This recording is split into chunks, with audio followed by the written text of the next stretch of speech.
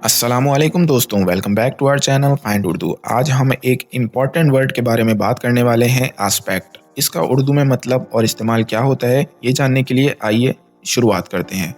Aspect का मतलब होता है किसी चीज़ या मकसद का कोई ख़ास पहलू या नज़र। जब हम किसी चीज़ के स्पेसिफिक पहलू या उसके किसी ख़ास एंगल या व्यू पॉइंट को देखते हैं तो हम उसको एस्पेक्ट कहते हैं।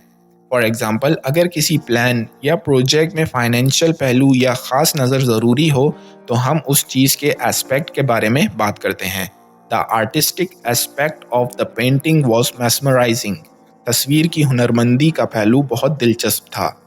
ये वर्ड किसी भी मकसद या चीज़ के किसी स्पेसिफिक हिस्से या पहलू को हाईलाइट करने के लिए इस्तेमाल होता है।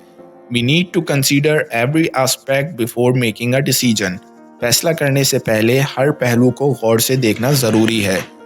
तो ये था एस्पेक्ट वर्ड का मतलब और उसके उर्दू में इस्तेमाल का एक छोटा सा ओवरव्यू। उम्मीद है आपको ये इन्फॉर्मेशन पसंद आई होगी। मिलते हैं अगली वीडियो में, तब तक के लिए खुदा हाफिज़।